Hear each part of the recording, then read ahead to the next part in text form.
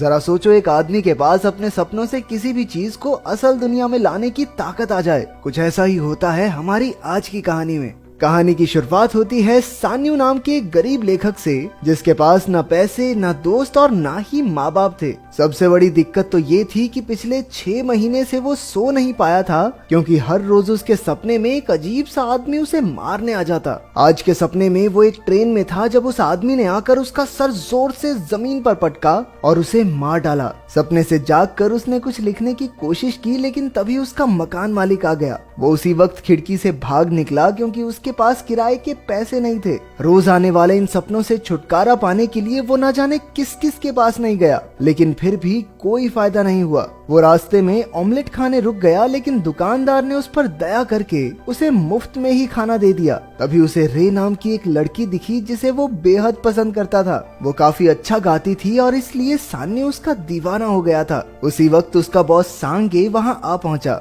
उसे देखते ही सान्यू वहां से भागने लगा, लेकिन सांगे ने जल्द ही उसे पकड़ लिया। वो उसे एक रेस्टोरेंट में ले गया और खाते हुए उसे कहानी टाइम पर ना लिखकर देने के लिए डांटने लगा। सान्यू ने उसे समझाने की कोशिश की कि रोज आने वाले इन सपनों की वजह से वो सो नहीं पा रहा, लेकिन सांगे ने साफ सीधे तौर पर कहा कि 10 दिन के अंदर अंदर कहानी पूरी हो जानी चाहिए, वरना तेरी कहानी खत्म कर दूंगा मैं। फिर जब बेचारा घर लौटा तो उसने देखा कि मकान मालिक ने उसका सामान बाहर फेंक दिया था। वो एक कैफे में जाकर लिखने बैठा, लेकिन भूख की वजह से वो ज्यादा सोच भी नहीं पा रहा था, तो सो गया बेचारा। सपने में उस आदमी ने उसका गला घोंट कर उसका सर टेबल पर पटकना शुरू कर दिया। सपने में मरने के बाद जब सान्यू की आंख खुली तो उसने देखा कि उसका लैपटॉप भी चोरी हो गया था। और कितना बुरा होगा इसके साथ। अब उसकी हालत इतनी खराब हो गई थी कि बेचारे को सपनों और आम जिंदगी में क्या असली है क्या नकली कुछ समझ नहीं आ रहा था। इसलिए उसने सांगे को मैसेज करके कहा कि वो आज के बाद उसे कोई स्क्रिप्ट नहीं दे पाएगा। वो रे के कैफे की सामने वाली बिल्डिंग की छत पर गया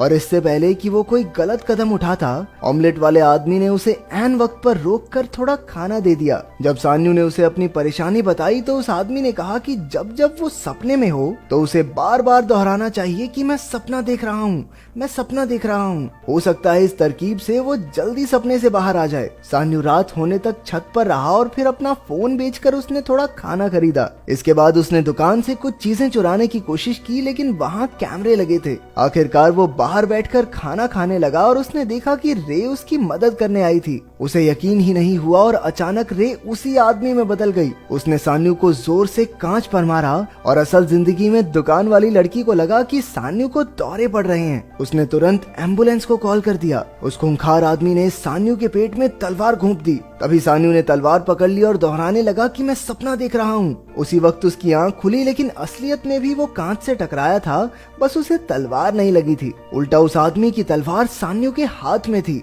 वो तुरंत भाग निकला और पूरी रात पार्क में बैठकर उसी तलवार को घूरता रहा। उसे यकीन हो गया कि ये सपना नहीं है, इसलिए वो उसे काले बाजार में बेचने पहुंचा। कई लोग इस तलवार को खरीदना चाहते थे, जिससे उसे एहसास हुआ कि ये जरूर कोई बेशकीमती तलवार है। फिर वो पुरानी चीजें बेचने वाली दुकान पर गया, जहां उसे बदले में $20,000 मिले। सान्यू ने नया लैपटॉप ले लिया और बढ़िया खाना खाया। फिर एक होटल में कमरा लेकर उसने नींद की गोली खाई और सपने का इंतजार करने लगा। सपना होटल में ही शुरू हुआ, इसलिए वो हॉल में चला गया। उसने एक गमला उठाया और कहा कि मैं सपना देख रहा हूँ, लेकिन कुछ नहीं हुआ। जैसे ही वो आगे बढ़ा, एक आदमी ने उस पर सोने की कुल्हाड़ी से हमला कर दिया। उस आदमी ने सान्यू पर बहुत से वार करके उसे घायल कर दिया, लेकिन आखिरकार सान्यू ने कुल्हाड़ी पकड़ी और कहा कि मैं सपना देख रहा हूँ। तभी वो जाग गया। उसके हाथ में कुल्हाड़ी थी और शरीर पर कोई जख्म भी नहीं था। उसके पास सपने से कोई भी चीज असल जिंदगी में लाने की शक्ति आ गई थी। उसने उसी दुकान पर कुल्हाड़ी बेची और नए कपड़े, नई गाड़ी लेकर गुलछर्रे उड़ाने लगा।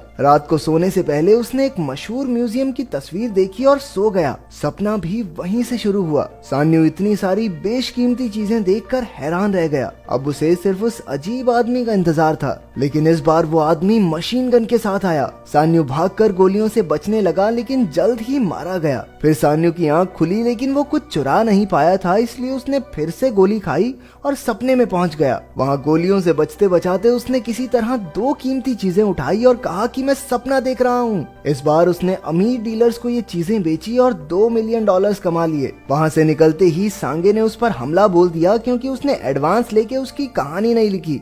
सान्यू ने उसे सारे पैसे लौटाकर कहा कि अब वो कहानियां नहीं लिखता, अब तो भैया बड़े आदमी हो गए हैं, अब कौन लिखेगा कहानी। अगले दिन वो रे के कैफे में उससे मिला, लेकिन वो तो उसे पहचानती ही नहीं थी। सान्यू को पता चला कि रे अपना कैफे बेच रही है क्योंकि उसे काफी घाटा हो गया था। रात को सांगे फिर उससे मिलने आया और पूछा कि तू रातों रात इतना अमीर कैसे हो गया। सांगे उसे होटल के कमरे में ले आया और सान्यू के सोते ही उसका बटुआ तलाशने लगा। अचानक सान्यू अपने सपने से एक सोने की चेन लेकर लौटा तो सांगे हक्का बक्का रह गया। उसने सान्यू से कहा, अरे भाई यार मुझे अपने साथ रख ले यार, तू कहेगा सुबह सुबह तेरा पिछवाड़ा भी धो दूंगा, पर अपने साथ रख ले भाई, यहाँ पैसे नहीं कमाए जा रहे। काफी मिन्नतों के बाद आखिरकार सान्यू मान गया। अगले दिन सान्यू ने रे का कैफे खरीद लिया, लेकिन उसे काम करते रहने को कहा। रे उसकी मदद से काफी खुश थी। तब से सान्यू सपनों में नई नई जगह चोरी करने लगा और सांगे उसके सोए हुए शरीर की निगरानी करता। एक बैंक लूटते वक्त वो अपनी शक्तियों के इस्तेमाल से उस अजीब से आदमी का मुकाबला करने लगा। अब वो सिर्फ देखकर ही चीजें बाहर ले आता था, जैसे एक लाल गाड़ी। कुछ समय बाद रे का कैफे लोगों से भर गया क्योंकि सान्यू सड़क पर लोगों को पैसे देकर अंदर भेजता था। उसने ऑमलेट बेचने वाले उस नेक दिल आदमी को भी पैसों से भरा एक बैग दिया। एक दिन बातों बातों में रे को पता चला कि सान्यू असल में एक राइटर है। सान्यू ने रे को अपनी लाल गाड़ी भी तोहफे में दे दी। तब उसे याद आया कि जिस रात उसने रे को पहली बार देखा था, तब शो के बाद रे की अपने बॉयफ्रेंड से लड़ाई हो गई थी। फिर सान्यू काफी समय तक थिएटर्स में उसका पीछा भी करता रहा। सान्यू अब खुद उसे फिल्म दिखाने ले गया, लेकिन रे तो उसकी लिखी हुई फिल्में देखना चाहती थी। उसका झूठ पकड़ा न जाए इसलिए सान्यू ने सच में एक कहानी लिखी और सांगे को दे दी।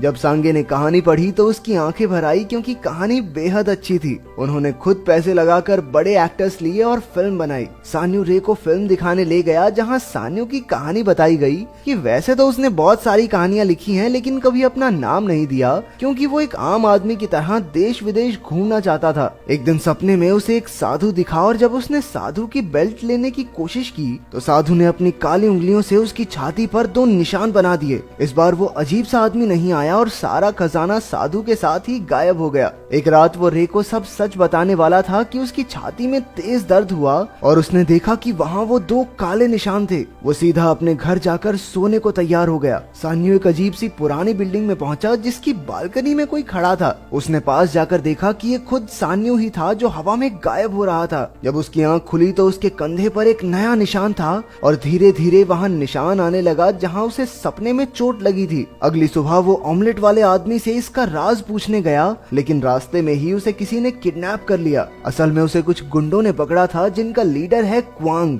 वो उसे $10 मिलियन के बदले छोड़ने को राजी हो गया, लेकिन जब सांगे पैसे लेकर पहुंचा तो उसके आदमियों ने पैसों के साथ साथ सांगे को भी पकड़ लिया। अब उसके पास कोई रास्ता नहीं था, इसलिए सान्यू सभी बदमाशों को अपने खुफिया कमरे में ले गया जहां उसने सारा चोरी का सामान रखा था। क्वांग उसकी अमीरी का राज जानना चाहता था। तभी रे उससे मिलने आ गई, लेकिन सान्यू ने उसकी जान बचाने के लिए उसी वक्त कॉल पर कहा कि मैं तुमसे आज के बाद कभी नहीं मिलना चाहता, चली जाओ मेरे घर से। गार्ड ने फिर भी उसे अंदर आने दिया। तभी एक बदमाश उसे पकड़कर सान्यू के पास ले आया। रे ने क्वांग पर हमला किया तो सान्यू ने भी मौका देखकर बदमाश को गमले से मारा और रे को छुड़ा लिया, लेकिन पीछे से एक गुंडे ने उसकी पीठ में छुरा घोंप दिया। सांगे, रे और सान्यू जान बचाकर भागने लगे, लेकिन सान्यू चल भी नहीं पा रहा था। एक गुंडे ने फिर से सान्यू को चाकू मारा, लेकिन सांगे ने अपनी जान की बाजी लगाकर सान्यू और रे को भगा दिया। गुंडों ने बेचारे सांगे को मौत के घाट उतार दिया। उधर सान्यू और रे तक भी एक गुंडा पहुंच गया और उन्हें मारने लगा।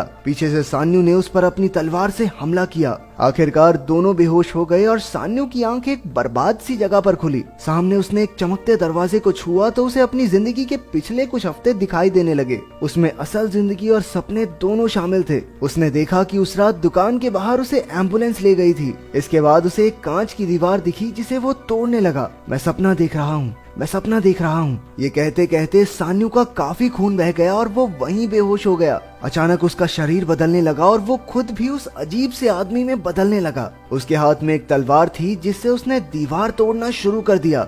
साथ साथ उसने देखा कि वो अजीब सा आदमी बनकर मकान मालिक और सांगे को पीट रहा था क्योंकि उन्होंने उसके साथ बुरा किया। आखिरकार जब दीवार टूटी तो वो अजीब सा आदमी सान्यू के कमरे में निकला जहां सान्यू का शरीर भी धीरे धीरे जाग रहा था। उस आदमी ने एक एक करके सभी गुंडों को खत्म कर दिया। फिर वो सान्यू को मारने पहुंचा, लेकिन सान्यू ने कहा कि मैं सपना देख रहा हूँ। उसी वक्त उसकी सपनों से चुराई सारी कीमती चीजें गायब होने लगी। सान्यू एक बार फिर से बेहोश हुआ और जब उसकी आंख खुली तो वो उसी दुकान के बाहर बैठा था। रे ने उसे पहचान लिया और उसे खाने के लिए कुछ दिया। फिर उसने बताया कि उसने सान्यू की कहानियां पढ़ी हैं जो उसे बहुत अच्छी लगी। उसने दया करके सान्यू को अपने कैफे में नौकरी भी दी और ये सुनते ही उसकी आंखें भर आई। तब हमें पता चला कि रे सब जानती थी कि सान्यू उसका पीछा करता है। कुछ समय बाद रे ने उसे तोहफे में एक लैपटॉप दिया जिससे वो अपना काम फिर से शुरू कर सके। फिर सान्यू ने सांगे से मिलकर उसके पैसे लौटाए, लेकिन सांगे ने पैसे लेने से मना कर दिया, बल्कि उसने सान्यू को बहुत सारे पैसे दिए क्योंकि उसकी लिखी एक पुरानी कहानी